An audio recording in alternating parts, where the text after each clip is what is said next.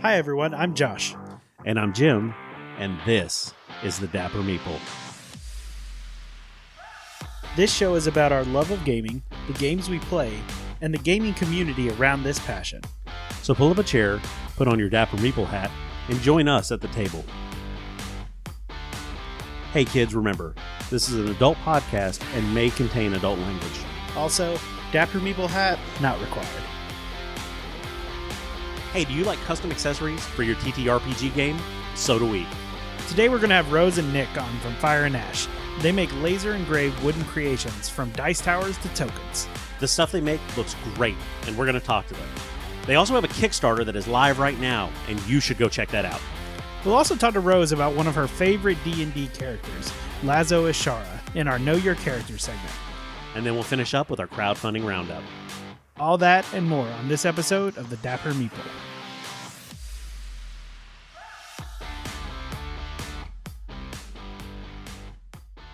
Hey guys, welcome back. We are getting another treat. As you all know, we did go to Gen Con this year. It was our first time. It was an absolute blast from the beginning to the end. When they say the best 4 days in gaming, they mean it. While we were there, if you've been watching our Instagram, you saw that I got a box. I was able to open it up, and it was one of the Hidden Book Dice Towers. Beautiful, beautiful just piece of artwork. There was the videos of opening up, testing it out. That came from Gen Con. While we were fortunate enough to be with the guys over at VA Games, they were taking us around and introducing us to people.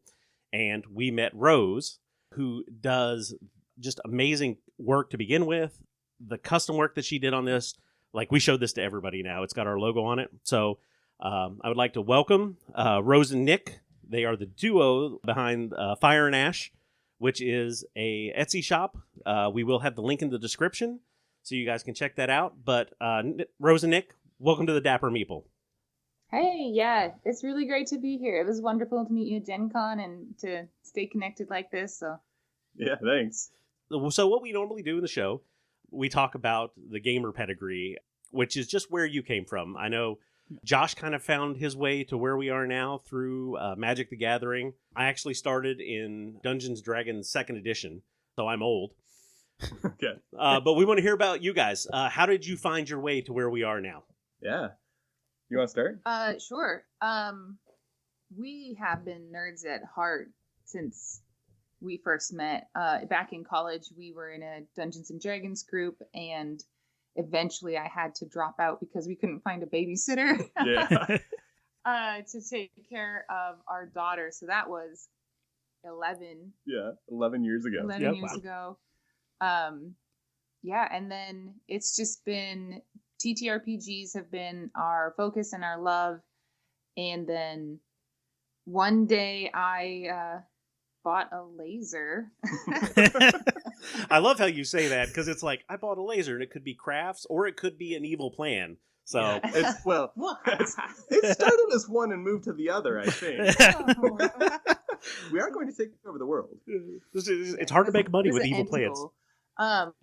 Lots of steps in between. Yeah. But yeah, I bought a laser, and I basically thought, hey, I'm sure I can use this to do something. I really did. We just bought it as a piece of equipment, and I figured I can start a business.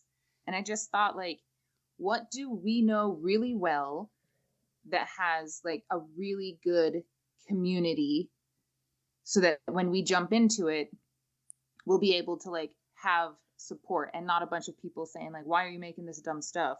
And it would be more of like, oh wow, we can make something that really speaks to people and make something that's custom that people want in their community and then are talking about. Right. Yeah. Because I wanted to be able to make something that people talked about.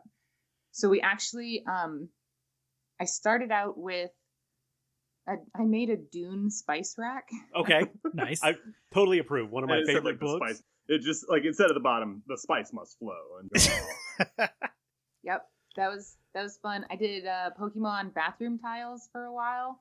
So like a little tile, and it had a Pikachu, and it's like, lock the door so no one can Pikachu. Or I had fantastic. one that was, I have to go pee. Was it Squirtle? I do know some Pokemon. Sorry, what was that? It's Togepi.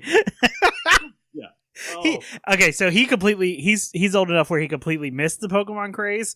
So no. yeah, What a yeah, bummer. yeah. So it's okay. I got you though. 90s kid. Yeah, and then I made a dice tower for myself, and I put it up on Etsy, and I made $2,000, and I was like, I guess I do this now. It was just absolutely amazing to put up a dice tower. It had Wheel of Time design to it. Yeah, I saw some of that on the Etsy shop, which looked amazing. It is not my best design, man. Is it? Yeah, Really? I come love so the far from there. Oh, I love there was one on the Etsy shop. It was the drink holder and like the dice tray mixed in with it. And as soon as I saw it, I was like, "Hey, is that?" And I had to read it, and I was like, "Oh, absolutely!" And I love that one. That one looked really cool. I liked it. Yeah, that was the standout hit from the first one because it's like actually the like Ouroboros wheel. It looks sick. Yeah. So yeah, that turned out really good. But it was received so well that I basically I used to be a tax accountant. So that happened, and I'm not anymore, and it's wonderful. nice. So you've transitioned where this is your full-time job. Yes. Awesome. Yeah.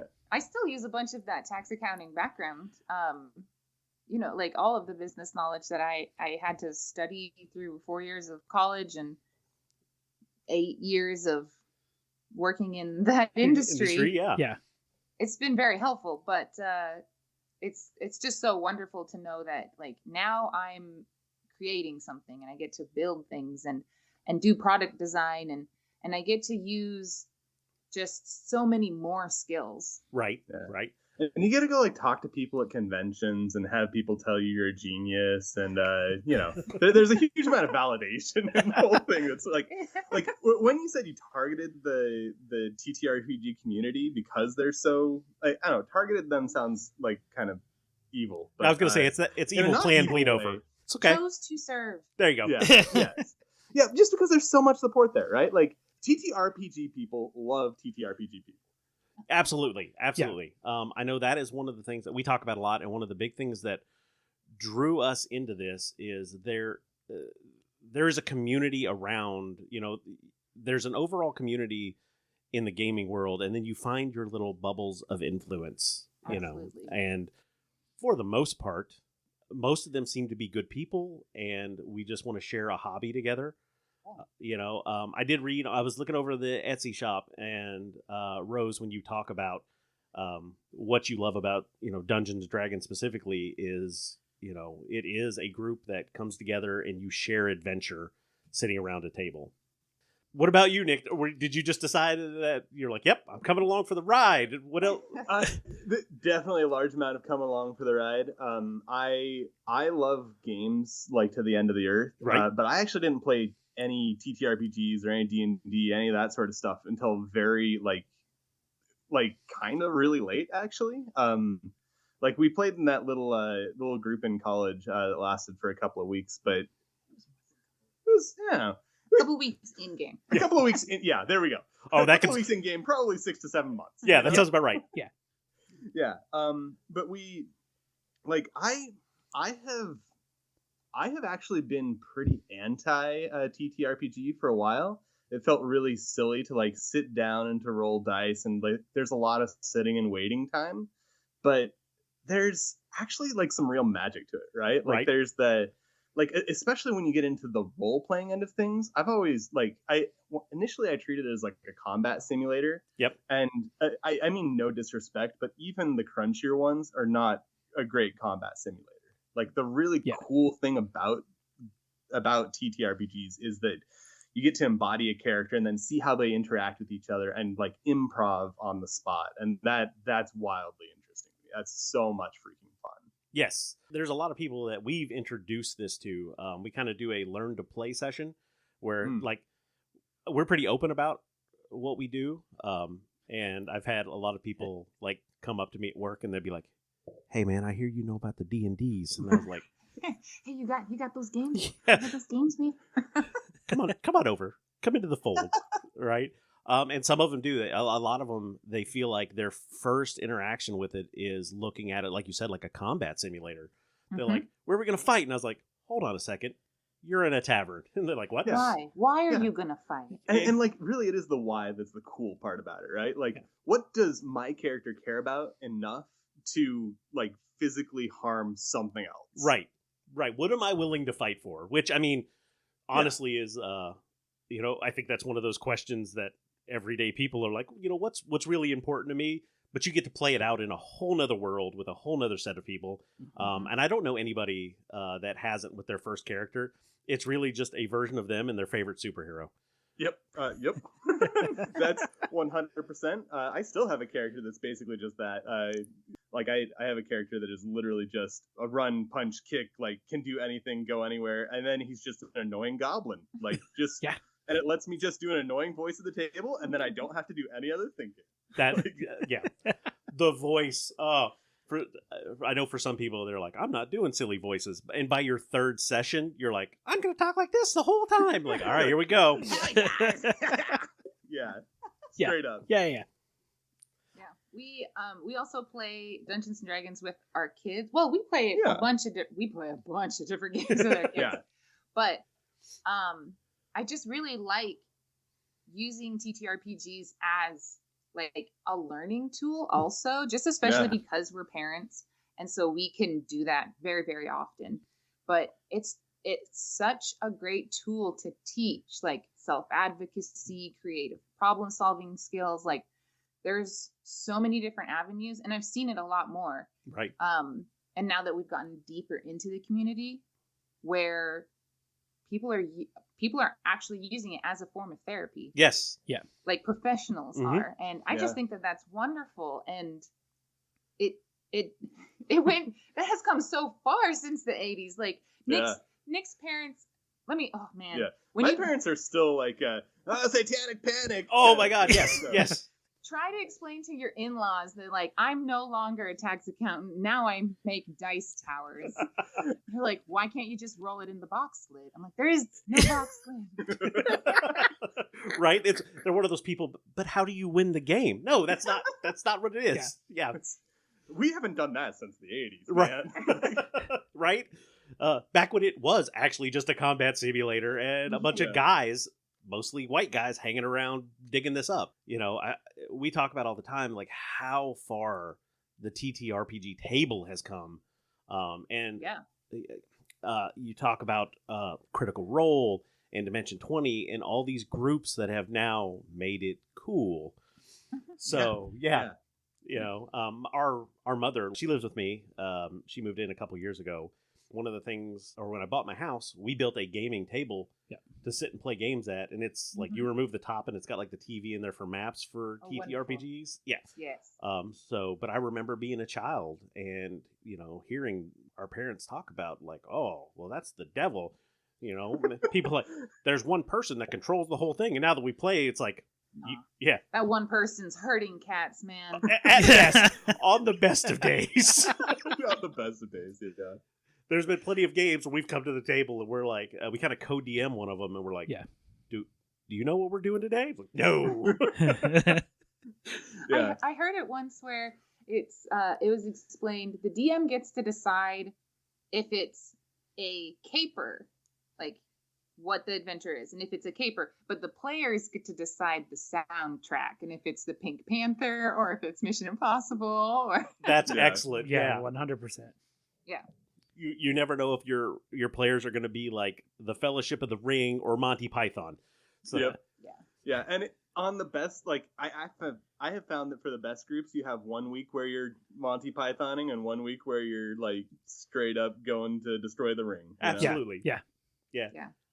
I've had people cry at my table, not because they were hurt or anything, but like the role play happened and like they were in it, and there's this moment where it's as big and as epic as any movie you've ever watched, any game you've ever played, any book you've ever read, where you just get hit with it. And people that haven't done it yet don't quite get it, but once you get into it, Nick, like you said, you find your place and you find out, like, oh wow, this is why they do this kind of thing. So talk to me about the shop. First of all, Fire and Ash. Where did you guys come up with the name? Yeah, we've set some fires.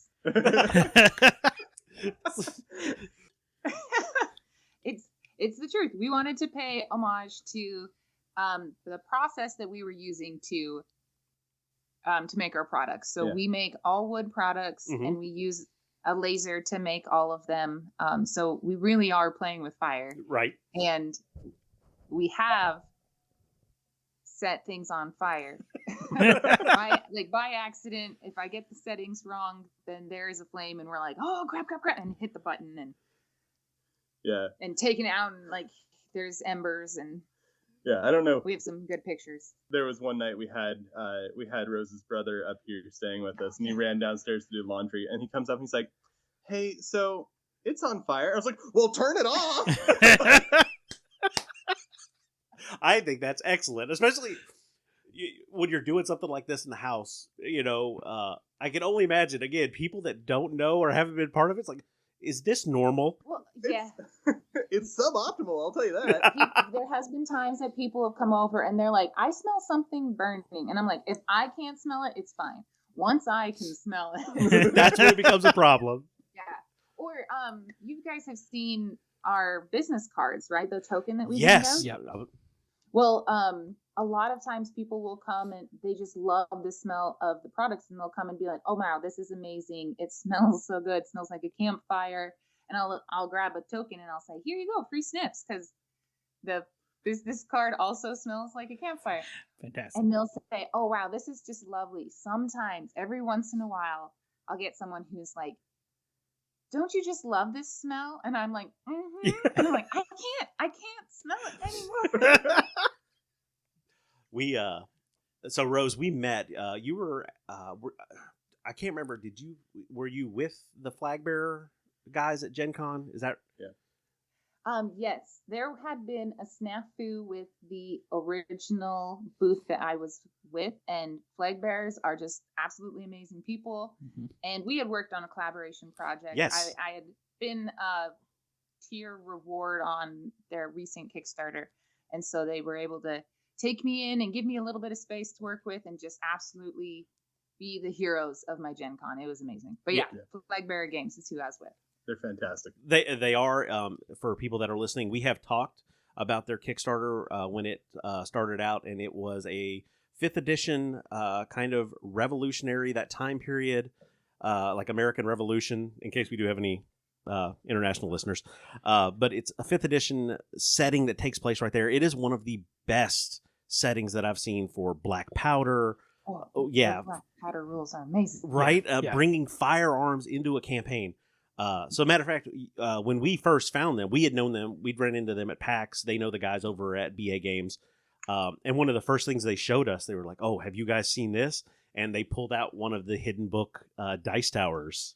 Oh. Yeah. That's, yeah. And they were like, here, like, look at this. And then, they're like, here's my favorite part. Smell this. So, yeah. Yeah. And that's where we were like, we'd like, oh, that's awesome. And then Josh is like, you think they could put a meeple on it? I was like, I'm sure they could. Let's go. Oh, yeah. I mean, that's the cool thing. Like, we, maybe I shouldn't brag about this because customs are where we wind up getting, like, too much work and bogged down. But, like, yeah, we can basically do anything on those books because the laser will just, like, if you have an image, we can put it on it. One of the problems that we've had since we started this podcast is any sort of stuff we want to do. Our logo is a little bit complicated, we've been told, just because there's multiple colors and stuff on it. But I mean, we sent you the design, and like we hadn't seen anything until we got it delivered. And I mean, opening that and looking at it again for listeners, it's on our Instagram. You have to go take a look at this book. Mm-hmm. I mean, it's exactly what we wanted because we were talking about it after. We're like, did we give her enough detail? Yeah, I think that was one of the things that we were like, we only talked to her for like 5 minutes. I'm sure she got it. It'll be fine. So it very much the vision. You guys shared the vision so well. I had it. Perfect. Yeah, and like I said, it came out perfect.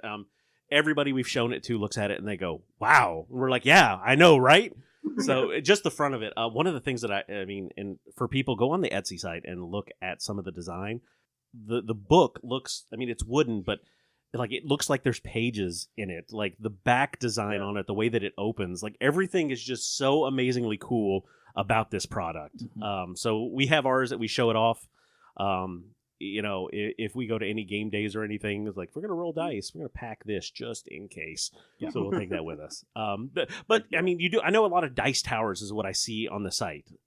What other kind of things are you doing? Or are you interested in doing? The health potions that I saw, that token was like, I've been looking for a good health potion something. So we just saw those. We're like, oh, so yeah, those are amazing for people that need to go look at that. Yeah, the health potions are kind of a funny story. It was before one of our very first conventions. It was like, well, we need to have like a little something that you can just like pick up and grab for $1, right? And we found a way to do like a little glass potion that actually has liquid in it that you can get for $1. Yeah. No. They're not talking about. I didn't have those. Oh, so you're talking about that. Oh, the ones that actually have like the how to. Okay, go ahead. We have 2 sets of potions. Okay, tell us about them then. We're good. So I think that you're talking about the wooden health tokens on the Etsy website. Mm-hmm. Do you remember you made those? Yeah. I just didn't think they were as impressive as the little. Okay, all right, cool. But then our kids actually, I bought these teeny tiny glass potions with little tiny corks, and our kids help us make them. Like with Crayola paint and cotton balls and glitter and everything. So we throw those together every once in a while, and we'll put them out when we have a bigger display. We didn't have them at Gen Con, but we'll put them out when we have a bigger display, just to be something that's small and fun, because we do try to also make our booth at conventions. We try to make our booth very kid-friendly. Yeah. One of the rules is please touch. Like, come up, roll on the dice, like mess with everything when you come see us. Yeah. I like that as an adult. I can only imagine how much kids get into that. We've had some kids come back like 3 times in a day, and they're like dragging their parent over, and I'm like, it's fine. You know, if you want to leave them, it's $20 an hour. But the small wooden tokens that you're talking about, those are some health potion tokens that we've made. We've also made some small. We call them combat tokens. Okay. So they're just like they're like an inch big, and they have some really fun designs. Nick designed some dice monsters, and that is on one of our books as well, where it says roll for initiative. But he made like a D20 with something that looks like a beholder, but is definitely not a beholder. Don't come at us. It has 11 eye stalks, so clearly not. Yeah. Clearly not. Any purist is going to know better. Yeah. And like a gelatinous cube D6, and what else do we have? We have there are a couple like fire and ice sprites trapped inside of dice. Some D10s. Yeah. So we put those on little tokens with numbers on them, so that you can have just a really easy battle map situation. If you don't have the right minis, we wanted people to have something easy where you're not putting. For a long time, we used just random dice. So we'd be like, oh yeah, I'm attacking the blue one. No, the other blue. No, the blue one that's on the number 3. Yeah. And what we found is like, they're all numbered. So you can have like these 1-inch tokens out there. And then we have an initiative tracker up that we like, we have numbered clothespins that we stick on. And it winds up being like really easy to use. But that sounds really good. I know, again, as running games, sometimes we'll be in the middle of planning and it's like, we don't have a mini for that. We're going to have to make something up as we go. And we pulled a lot of things around the house, and they're like, what the hell is that? It's a mason jar. No, it's a dragon. You make it work. It's a dragon now. Like, yeah. I've had to use gummy bears before, so no shame. But something like that. You defeat them and you get to eat them. Yeah, absolutely. 100%. I don't know where they came from, but good luck. But yeah, other products that are making. We try to do some products that are just like super practical, very, very useful. We are also, with our Kickstarter, we are starting to do some more modules that fit inside our hollow books. Okay. So that you can switch out if you're not using a dice tower, or you just prefer, those rogues and their sneak attack. You got to throw like a whole handful of dice. So yeah, totally understand. Yeah, you throw a smite on to create with a paladin, and it's just ridiculous. Like, yeah, you're rolling a fistful of dice. Absolutely. So we made it so that the dice tower can come out and you can just roll into the tray, but then we wanted to have other useful things. So for the Kickstarter, we are adding a deck box, a divided organizing tray, and then a dice vault, which is very, very cool with that flexi wood. Yes. Very nice. And magnetic, and we got tabs on it, and it's like foam lined on the inside and gorgeous. So very excited about those. That was one of the things, like I said, with our book that I liked. When you set the dice tower up, there is plenty of room in there, and even when you're packing it up, there's extra space in there, and the lining in it is really nice. Like, one of the reasons for the timing of you guys coming on too is the new Kickstarter. So you want to tell us? Give us the details for when it kicks off, what we're looking for. You've told us a little bit about the products that are going to be in it. Give us the spiel. Yeah. So the Kickstarter is going to release on October 24th at 6 p.m. Okay. Anyone who backs in the first, I said 48 hours, and then I gave people like a 12-hour leeway. Okay. So anyone who backs in the first 2+ days they get 10% off. The art is by an artist that we met at convention. He does murals all over the country. His name is Brutal Bohemian, and his stuff is just absolutely gorgeous. Like a little bit macabre. It has a dragon skull on it with like a sword shoved through its head, and it looks so sick. I was going to say our group will be into that. Yeah. The inside tray, we didn't use the normal foam. We actually used a leatherette that engraves to gold. Ooh. So it's like a gold line tray, and every like different piece has additional art on it, all from Brutal Bohemian. It's really cool stuff. Nice. So it's going to launch on the 24th. If you're listening to this right now, that means that the Kickstarter is already hot. We're going to be releasing the episode, I think it's like the day after or 12 hours later. So you don't even have to wait. We'll have do it now. Yeah, exactly. Go find this right now. Like I said, we cannot say enough about how much I was impressed with this. I never rolled a lot of dice towers. I'm more like two-handed and let's just let it go. Mm-hmm. But I really like packing this thing up and taking this with you, and just the quality of this book. We cannot say enough about. It's a real table pleaser. Like the thing that we get most commonly in our comments is like, I brought this to my game night, and everybody was just wow. Mm-hmm. Like, you got the coolest thing here. Yeah. Like, I guess now we have to play the game too. Everybody jealous. Yeah, there you go. For people that are listening, there's magnets in it to keep the dice tower like up and against the back wall. I mean, then when you set it down, the magnets in the bottom keep it from moving around. So you've got the room to put stuff in and take with you, like minis or whatever you're going to be, maybe your dice. Great product. So the Kickstarter kicks off. Is this your first or second? This is your second Kickstarter? This is our second Kickstarter. Okay. And we're going much, much bigger with this one. We're hoping that we get somewhere in the neighborhood of 10 times as many people backing it. Like, we just want to get a lot more stuff out there. We found that Kickstarter is a really fun way to introduce new art and to create products for the first time. And the idea behind this one is, if we can get this one fully funded to a certain level, we are looking to expand. Everything right now, like we said, is in our house, and so we have people over and they can smell like the stuff engraving. And we're also kind of limited on space right now. Like, it's kind of, honestly, it's in our laundry room. Okay, and, we can only fit 2 lasers in there, and we want to be able to get a lot bigger. We think we want to be doing 5 times as much production as we are currently, and that's just not going to fit in our space. So really the point of the Kickstarter is for us to get just enough money to move out of that space and into a professional, like, industrial space. Right. Okay. So, I mean, for anybody that's interested, because one thing that this community does breed is artists. I know running games for me is my artistic, outlet. But if there are people that want to create, how do you get started in something like that?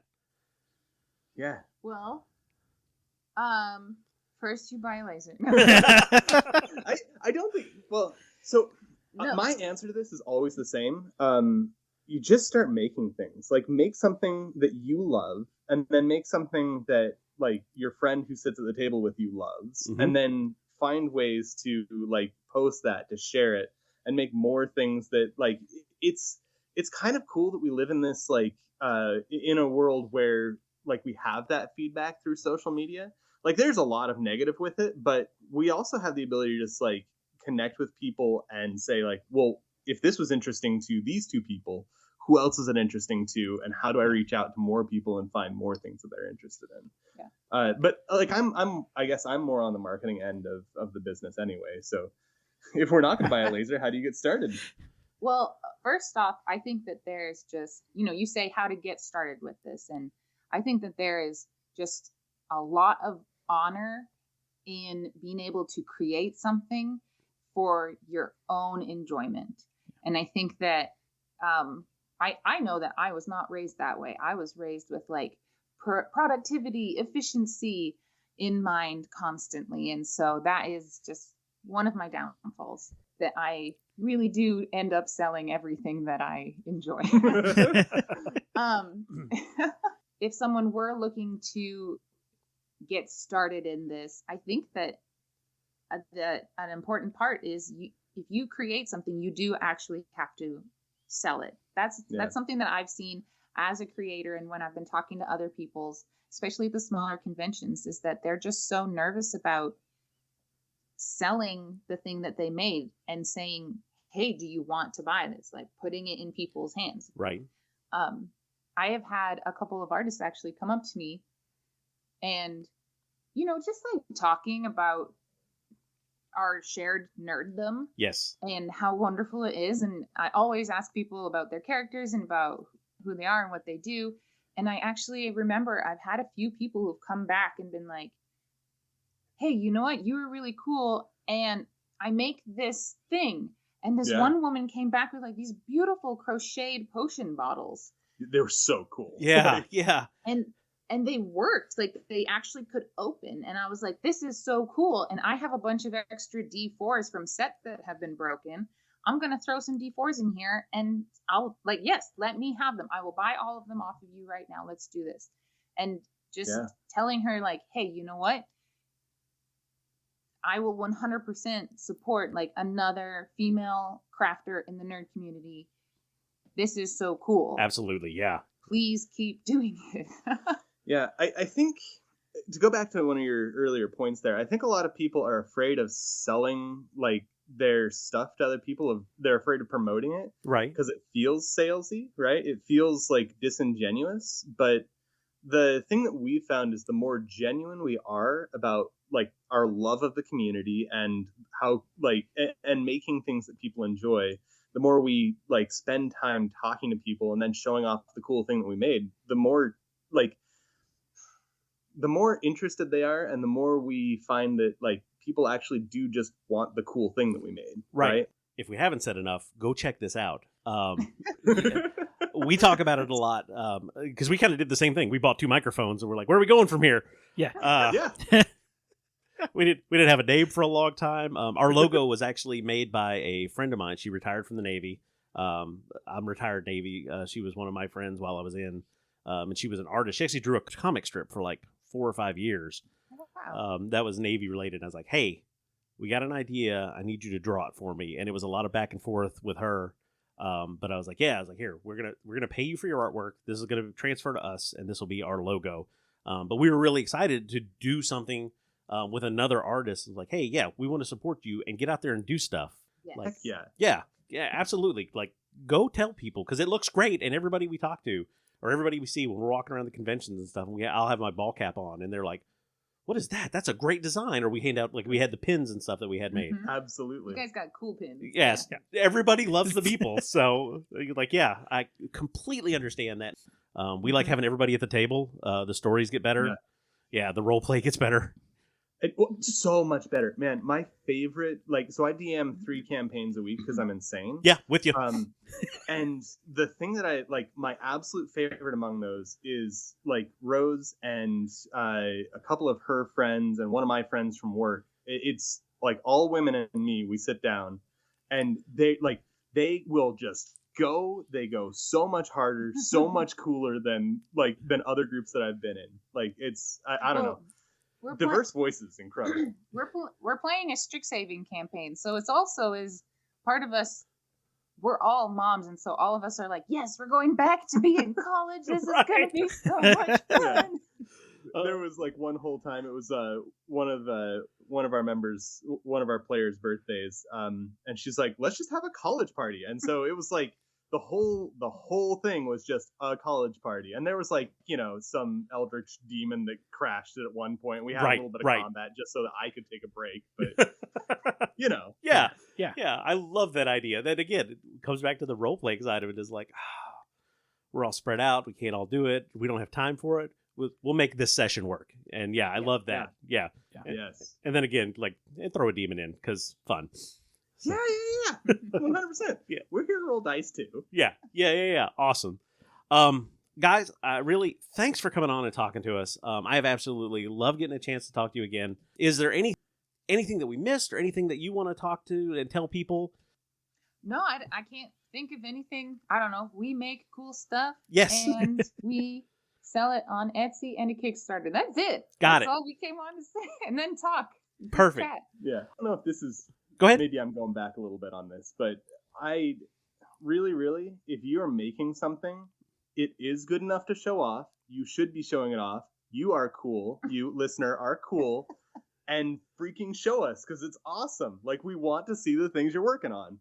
I love that. Yeah. One of my heroes is Kevin Smith, and that's one of the things he talks about. He's like, hey, if you have something, you want to make a podcast? Go make a podcast. That was kind of my inspiration for starting this. But yeah, exactly. If you have a cool thing you're doing, go do it and show people. I absolutely love that. Rose and Nick, again, thank you so much. Where can people find you? I know we're going to link to the Kickstarter, and we'll link to the Etsy shop. Do you have any other social media that you want people to look at? Yes, we do. We have our Instagram is where we post. We try to post several times a week there. It's usually interesting stuff. Like we have a mixture of, you know, memes and products and life events.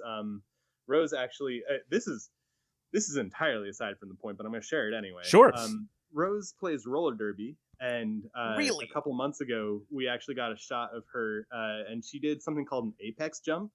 This is like, it's so freaking cool. Like, okay, you don't have to be all no, it's freaking incredible. So basically, they skate in a circle, and she jumped over part of the circle. Oh, like, wow. Okay, yeah.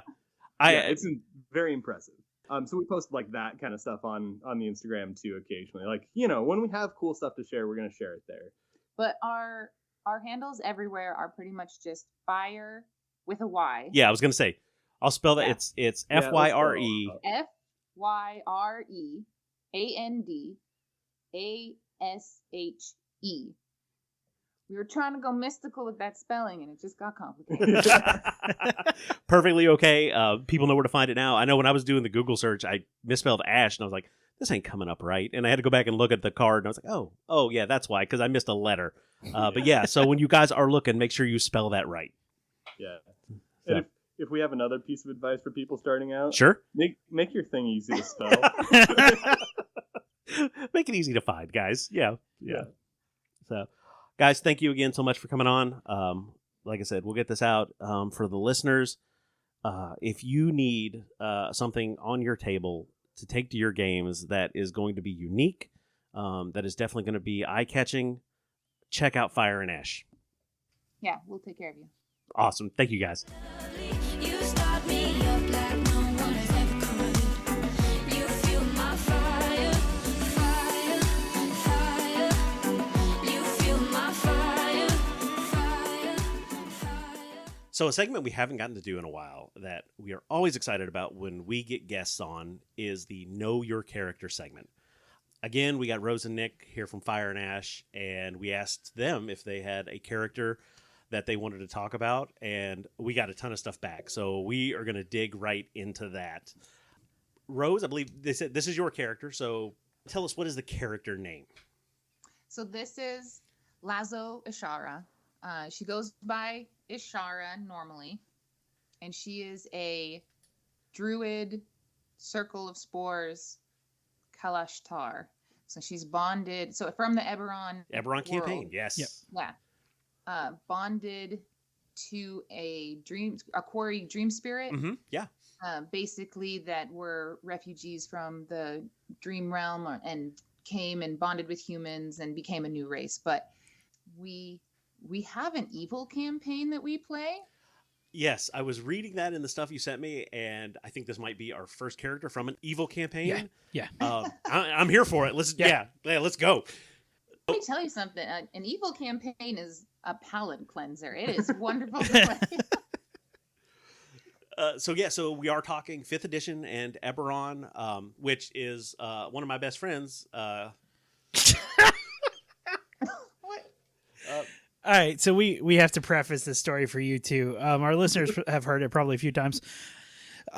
We ran into Keith Baker at PAX, right? So those of you who don't know Keith Baker, he wrote the Eberron setting, all that good stuff. So we were in line for Wild Bill's soda, and we turned around and Keith Baker's standing right behind us. So my brother, being the charming person that he is, just starts chatting with him, right?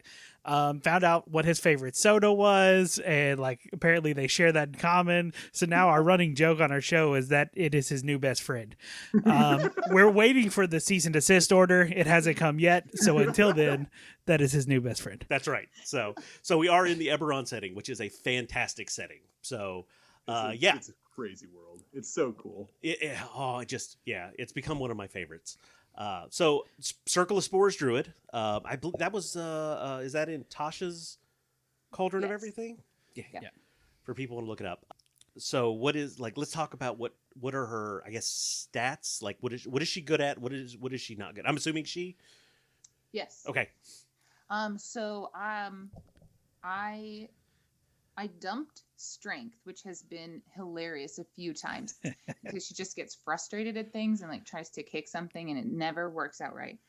Just completely went off the rails on wisdom, trying to kind of a little bit just min-max the druid. Sure. Ness of it, get those spells going. But to balance it, I made her try to be, since we're in an evil campaign, I wanted to make an evil character. So what would make her evil? So I balanced going so hard on the wisdom stats that there are some spells that she will not take because of who she is. So she never takes healing spells. Awesome. Yeah. Because she's like, well, okay. Yeah.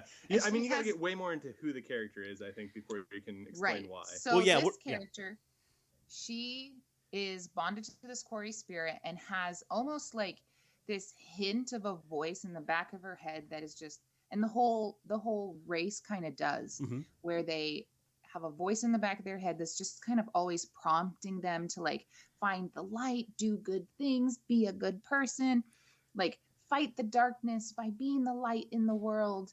And she just became so disenchanted with this. And I actually haven't played out. I figured I would eventually like play out or work out with my DM like what was the event that made her snap, basically. Right. But I don't have one yet. But she is just over it, completely over it, and so wanting to just leave. She's has an acolyte background, but has completely left any religion behind her. We'll step into that, like if they need a place to stay, she can, just being a Kalashtar and being recognizable as one, work her way into like the Church of the Silver Flame in a couple of different places, but just like personally wants nothing to do with it and is trying to get rid of this quarry spirit that is bonded with her and essentially change her race back to human. So she's trying to create this like hellscape of a soul in herself to make it completely uninhabitable for this dream spirit. So with it being an evil campaign, just on the first session, like I was trying to piss off the DM, so I was asking all the NPCs' names. That's some like that's some pretty consistent. If you want to piss off your DM, ask for 6 more names. Right. Yeah. Like, oh, I met somebody on the street. What's their name? I don't know. I only prepared 7 of those. Gosh dang it. But Right? we were like doing this heist thing in a bank, and there was a guard, and I was like, what's the guard's name? And then I was like, oh, my character wants to know that now, and she's going to look for the name of every single person that she kills and list them. And I've started listing them out as a Right? player. Yeah. I have in my little player journal, just like a list of people that I have that my character has killed, and a list of people that she wants to be able to kill, but she just like repeats to herself these atrocities that she's committed. And there was this wonderful NPC tiefling who had like this southern accent and would like stroke her horns and help us out and was giving us tips and everything. And we were about to leave the area, and I was like, hey, Oriana, I just need to talk to you in the back really quick. And just like ended her. And Hey, y'all, this is how you play the evil campaign. Don't Yeah. Yeah. Yeah. Yeah. This is a perfect evil campaign character. Right? But for no other reason than, and it's explained to the table, there is no other reason to do this other than just trying to torture herself. Like, and then she'll repeat the names every once in a while. Like, if I was ever put on watch, then I'll list out the names quietly to myself of all of the people that I've offed. And so we've gotten to the point where the DM is starting to interact with the character more Right. as the Dream Quarry, and like pushing back and being like, hey, you have to stop doing this. Like, you're being a terrible person. And me just coming out with kind of like, yeah, I know. Right. Like, please fuck off. Right? Like, that's the point. Yeah. Yeah. Yeah. Yeah. I absolutely love that motivation. That is so good. Yeah. Well, and in, I don't know how much you want me to go into it, but in Eberron, there's like some like conspiracy backstories Mhm. that the original creator of the Warforged actually took his soul and bonded it Yes. to a Warforged, to the Lord of Blades. I don't know if it was specifically the Lord of Blades, but to a Warforged. I think in our world it's hinted that it's the Lord of Blades. Yeah. And so our DM has actually created an entire cult around the idea, because one of our players is a Warforged, and his backstory, because I was the DM at first for one of the other campaigns that we were playing in Eberron. So Sure. one of the players told me his backstory, where he was a paladin and his spirit, like he had just gotten in too deep and had been offed, and then his sister like traded things to be able to get his essence brought back in a Warforged. Right. And so then there's this whole cult that a couple of the Eberron houses are kind of creating. Right. Where they're creating like a master race of Warforged with other people's souls in them. And that's where they're coming from. So it's possible that instead of this character becoming like getting rid of the quarry spirit and becoming human, that she will just like completely get rid of almost everything about her and become a Warforged. So that's going to be exciting. That would be. I was gonna say, that's yeah. a sweet character arc. I love that.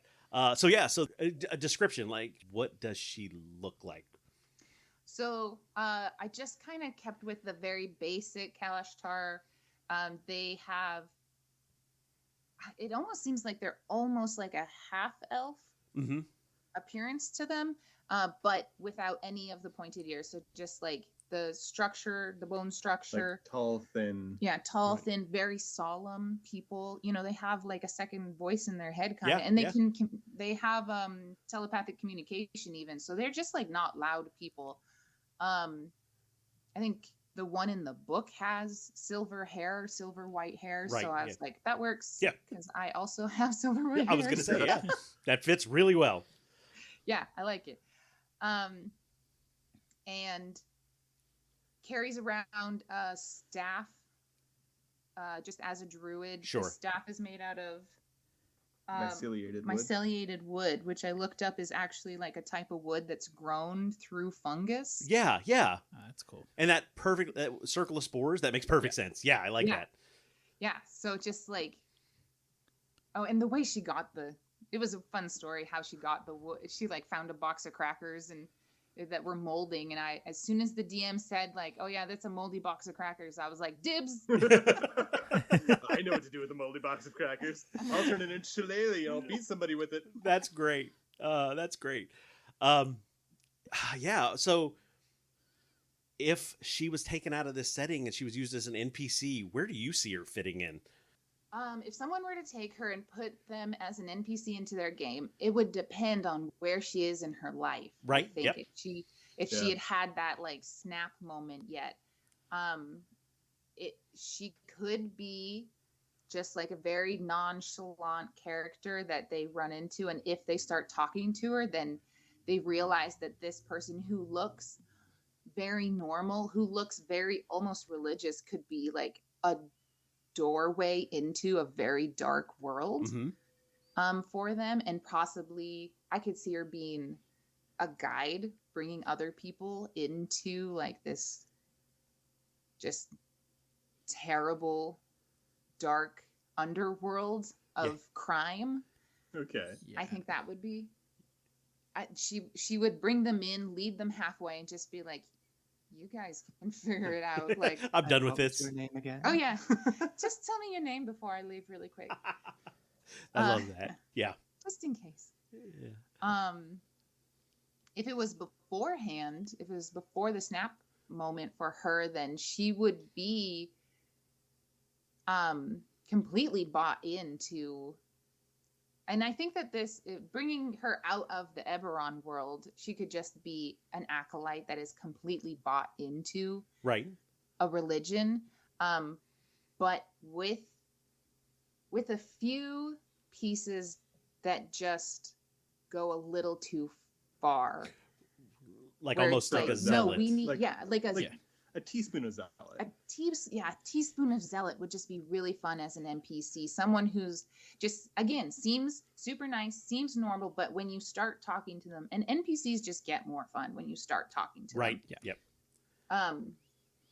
But someone where you talk to them more and she is just a little bit off her rocker and expects too much out of religion and out of herself and out of the people around her, probably. Yeah. Yeah. I like that.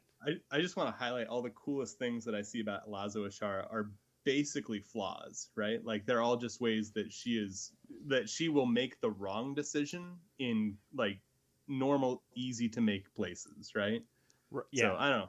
But- That's the magic Yeah. to making a good character is have one with flaws. And if you want more playtime, if you want the DM to play with you more, make your character more interesting. Right. Give them something to work with. Yeah. Yeah. Yeah. I like the idea of bringing her into something early where they get to see her pre-snap, and getting like, oh, okay, I know that character, and as the adventurers move on, 4 or 5 levels later, they run into her again post-snap, like maybe run into her in a tavern somewhere, like, I know this person, and like, no, you don't. Yeah.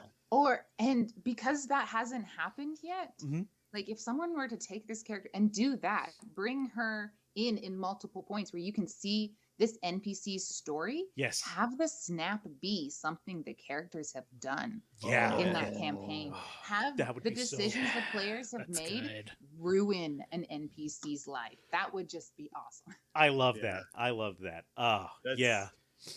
That's definitely one of my favorite things I did. I had a bard in one of my campaigns talk a dragon out of like murdering them, Mhm. and as a result, I had it go like burn a whole town that they had like grown to Right. know and love, and they like showed up, and the whole place is just desolated. And I was like, "This is because you talked them out of a fight." Yeah. Making PCs make those moral decisions is always fun, but I absolutely love that idea that they run into her later, like, wow, she snapped, and it's like, yeah, that's our fault. Yeah, we did that. Yeah. Our bad. Yeah. So And maybe it was something the players like did make the right choice, but there's consequences yeah. that suck. Yeah. Even if you do the right thing. Awesome.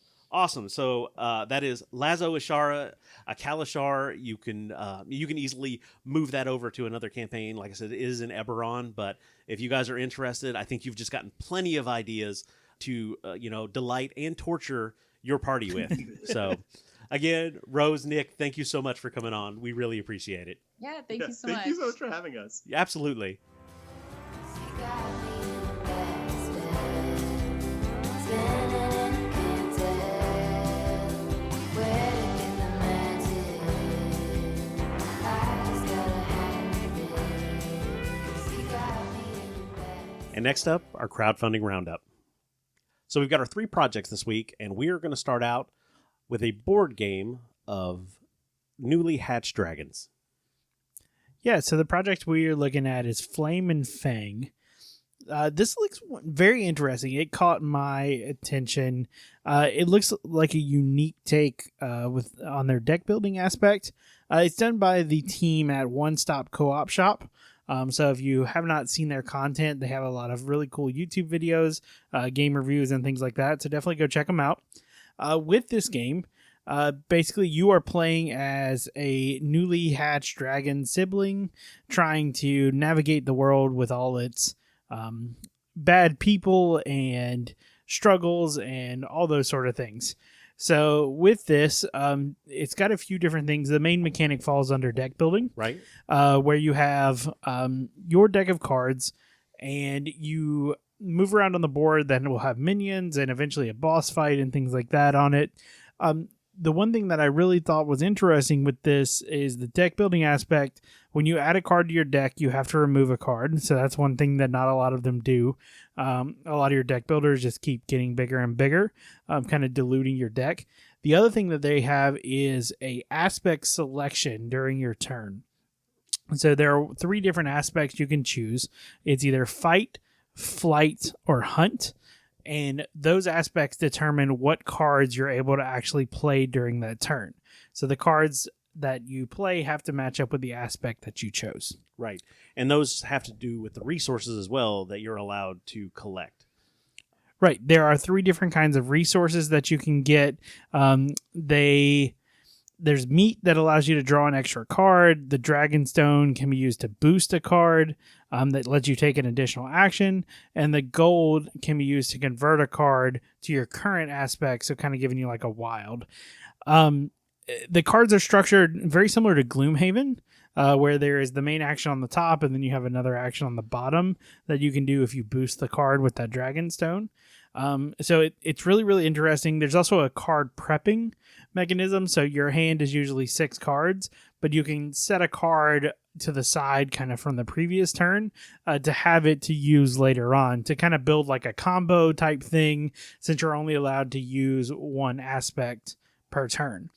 So it's a very interesting mechanism. I've watched a couple videos on it to kind of see how to play it and things like that. It's different from a lot of deck builders that I've seen before. So with this, you can do like standalone missions, or there's like a full campaign that's going to be with the game. You can play it solo, or it goes up to 4 players. They only have a short time left. We're looking at like 8 days by the time this comes out. But they've met all their goals. So it is funded. They only have 3 tiers, which I like it when it's nice and easy like that. Can, of course, pledge without a reward. For $39, you get 1 physical copy of Flame and Fang. For $99, you get 3 copies of Flame and Fang. And then for $156, you get 5 copies. Yep. So pretty easy figuring out just how many copies of this board game do you want. Yeah, they said they wanted to keep this very easy so they could focus on production.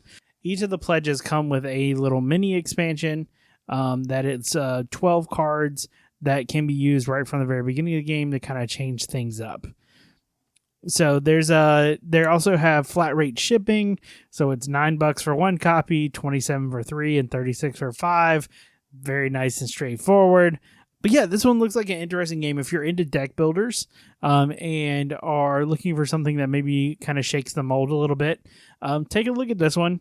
Again, it's from the guys over at One Stop Co-op Shop. They do a lot of really cool content. So I'm excited to see kind of what comes out with this game. All right, next up, we've got Tiny Mini Golf. Now, this is a kind of push your luck print and play. Yeah, so it is a print and play roll and write. is the genre of it, which we don't really talk about a lot of print and play games. They're starting to become more popular to kind of keep production costs down. Given the way that Kickstarter has kind of grown to this crazy beast. Right. It's a very interesting take.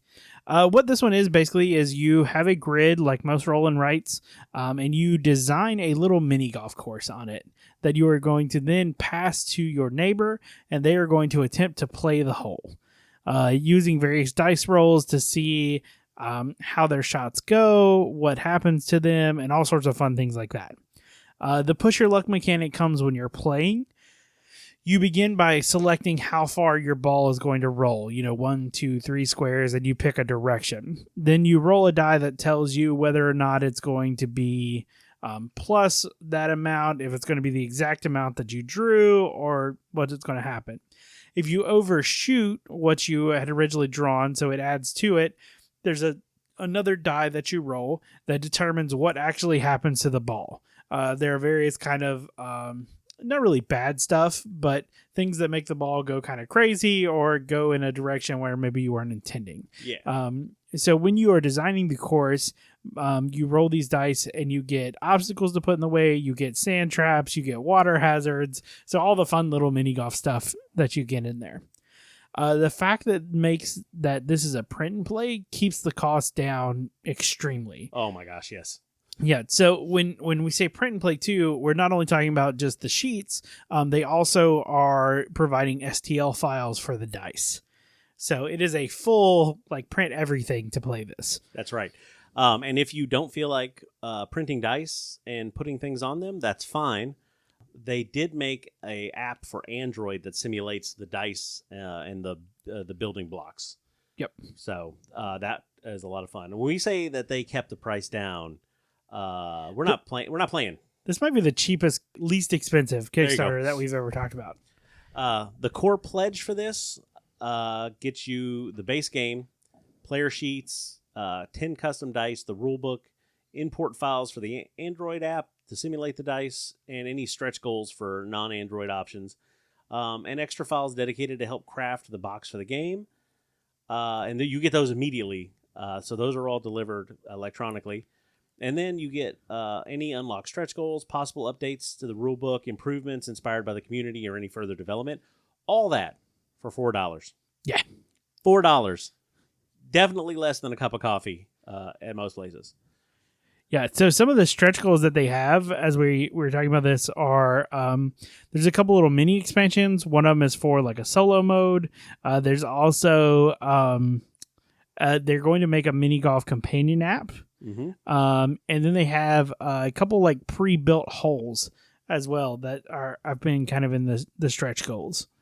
So the next pledge up from that gives you actually the 3D print files for the dice. So it's everything from before the base game pledge, and then you do get the print files for $2 more. So you're looking around $6 for that. And then next is their final pledge, which is the premium all-in pledge, which again, it's $11. I think that's the least expensive premium all-in I've seen. And you get the portable player sheet, all the 3D files for the custom dice, the tiny mini golf base game, and then your premium content, any of the unlocked stretch goals, all of the core pledge stretch goals, possible updates to the game, or any of the further inspired community improvements that come along. And all of that comes in at a whopping $11. I've played a couple of roll and writes. They do really well with families and stuff when we sat down and played. So, and golf enthusiasts might get a kick out of this as well. Definitely go and check this one out if you're don't want to spend a lot of money and want to add a new game to the collection. Yeah. So as of time recording, this one is a little bit tight. It has 8 days ago, so by the time we put this out, probably about 5 days left. It is fully funded by a large margin, so it's definitely going to get made. You're going to get your stuff. You're going to be able to play some fancy little roll and write mini golf. So definitely check this one out. Like I said, it is not cost prohibitive by any means, but it looks like a fun little roll and write that does something a little bit different. All right. And the last project that we have is a big one. We have talked several times about how much we enjoy Dice Throne. And they did 2 seasons of Dice Throne, season 1, season 2. Then they did the Kickstarter for the Avengers Dice Throne, which was an absolute blast. It is a 1-on-1, or you can play it, 2-on-2.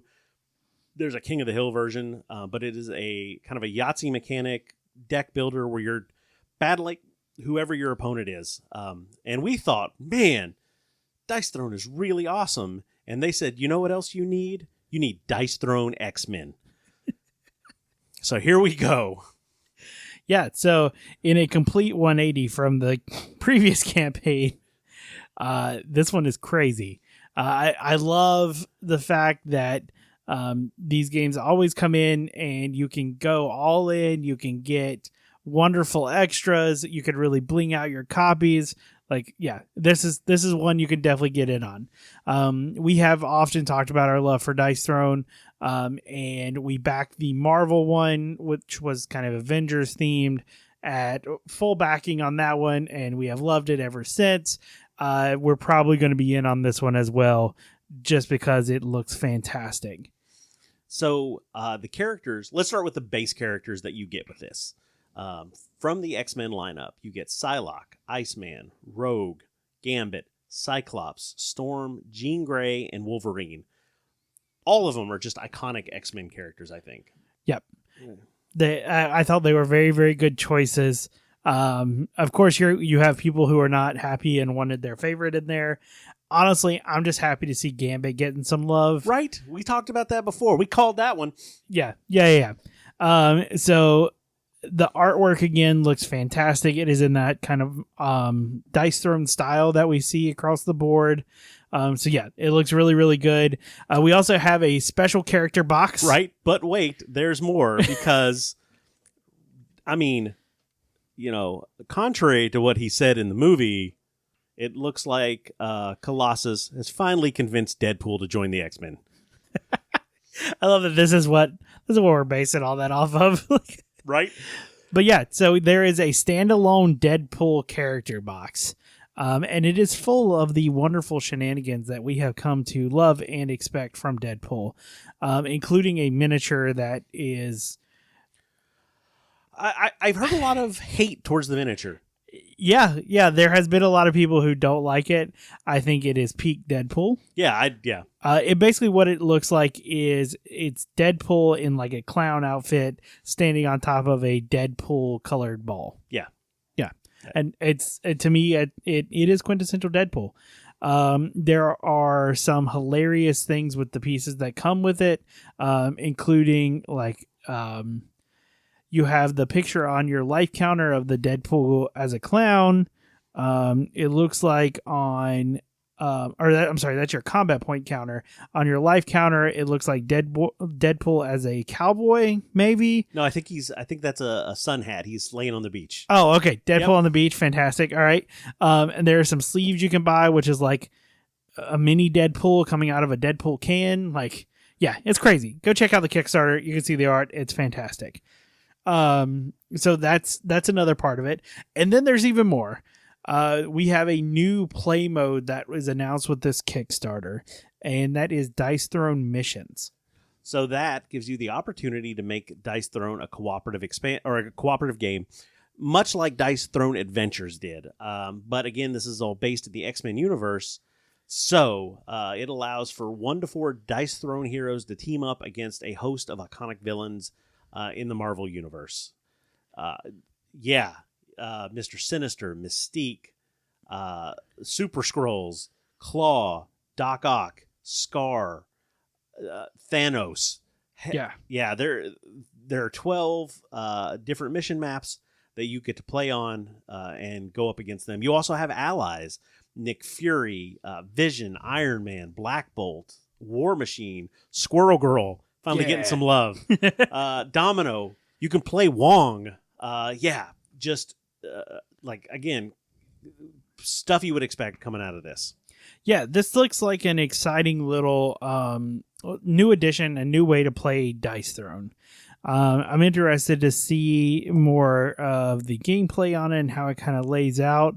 We like Dice Throne Adventures. We have played it a few times. Mm-hmm. This looks kind of like a little more compact easier to run with way to kind of play cooperatively. Yeah. For add-ons as well, there's a dice tray. There's acrylic tokens that you can get. There's also miniatures for all of the heroes, both the X-Men box and the Avengers box. So they're pre-painted miniatures that you can use with like adventures or with the Marvel missions. Yeah, which they look fantastic. You can also get card sleeves, which have the sleeves for each of the heroes, both in the first Marvel Dice Throne and in the X-Men version. There are also play mats. My favorite might be Deadpool on a unicorn in front of a rainbow. But all the other characters have their play mats. They look really, really good. Yeah, there's a couple other things that they introduced. There's a balance kit for a couple of the heroes out of the old the Marvel Avengers Dice Throne set where they kind of rebalanced them. So that helps out a lot. But yeah, there's a lot of stuff going on with this Kickstarter, and all of it is wonderful and fantastic. Let's talk about what has been opened up with the they call them funding quests. Cute guys. There's a metal token that opens up for Deadpool. You declare you're a curmudgeon in style with this solid metal curmudgeon token. Many of the hero sculpts get upgrades, including like translucent acrylic effects. There's a new tray. A new mission was added. You get the Thor and Miles Morales balance kit. Green Goblin mission was added. And Professor X and Archangel will join as your allies in the mission set. I mean, again, just adding to it. The next unlock is going to be at $2.5 million. So, I mean, they're shooting big on this one. Yeah, absolutely. Which currently they are sitting at. Right. I was going to say they're sitting at 2.3 million. Yeah. So it is not outside the realm of possibility. We're going to make our pledge and help get it there here in a little bit. But this is more of what Dice Throne does, and I think what Dice Throne does well. Yeah, I'm in. Yeah, so all of these, of course, can be played traditional Dice Throne style, or you can play the co-op version. You can mix and match them with all the other previous sets to go against each other. I know that's been some of our fun and exciting things, is matching up some of the Marvel characters with the traditional Dice Throne characters. So been a lot of really cool stuff. So let's talk about the pledge levels. Yeah, because the pledge levels get a little confusing, especially for people that might be new to Dice Throne. Yep. So it starts out with a $25 pledge. If you just love Deadpool and that's all you need in your life to be happy, you get the Deadpool Deluxe box. You get the playable hero, the painted piece, the 3D piece. You get art sleeves, any other Deadpool reveals that come from the Kickstarter campaign. Yep. So that's for you lovely Deadpool lovers. The next pledge that has pretty much all the Dice Throne's missions content is $60. So it features, all the villains and allies from across the Marvel Universe. You get the 12 unique maps, and all the mission-specific funding quests. Right, and this is the missions, so it is the PvE kind of setup, which you can play with the Avengers set or Season 1 or Season 2. So if you're like, I don't like X-Men, I'm not buying that, but that missions thing sounds cool, you can do that. Yep. I'm going to throw the monk in there, I'm not going to lie. Yeah, I think so. Yeah. The next one is the limited edition X-Men Battle Chest. So this has the big box that has all the different new characters in it, with the exception of Deadpool. Yep. And it's got the really cool art on the front that has them all together. It keeps everything nice and neat. Of course, they all have their own trays inside, so you just open it up and slide out the ones you want to play with. So that starts at $99 for that pledge. Next up is kind of where I think we're at and where most people may be, and that is the new gameplay, which is $169. It gives you the limited edition battle chest for the X-Men. It gives you the Dice Throne missions box, and it also gives you the Deadpool expansion, which is kind of everything new to play. Yep. And then if you move on from that for $259, you get all of that, plus you can get the Avengers battle chest. Yeah, so the 259 pledge is for those of you who maybe did not get in on the Marvel Dice Throne when it first came out. Maybe you're just now seeing it. You can get everything that has been Marvel and Dice Throne up to this point. The next pledge is when we start getting into some serious money, $4.49, and it is the All New Things pledge. So you get the missions box, you get the X-Men, you get Deadpool, you get a dice tray, and then you get all of the hero sculpts and token upgrades to go with it. You don't get any playmats with this one, just to be clear. But yeah, everything new is in the box. Yeah, including card sleeves as well, which are fantastic. If you want those sleeves that have the same art on them. You also get the token upgrades as well for not only the X-Men version, but also for the original Marvel Dice Throne. So a lot of really, really cool stuff if you're one to go all in on that. Lastly, we have the actual all-in pledge, which comes in at $5.99. So what you get with this one, you get the Deadpool box, you get the card sleeves, you get the dice tray of both Marvel Dice Throne and the X-Men Dice Throne dice tray. You get the hero sculpts from both sets. You get the battle chest for both the original Marvel and the X-Men. You get the Marvel Dice Throne's missions. You get the promo packs across the board for both the Marvel Dice Throne, X-Men, and missions. You get all your token upgrades as well. So pretty much everything that you could want is right here. Yeah. If you like Dice Throne, if you like X-Men, if you want to get into a really good game, definitely you need to go check this one out. Yep. So normally in our crowdfunding roundup, we give you 3 projects and you can go check those out. But today, if you've listened to the show, we had the duo from FYRE and ASHE, Nick and Rose, on talking about their upcoming Kickstarter that they're doing. And we definitely wanted to throw this in as an honorable mention. By the time you hear this, the Kickstarter will already be live.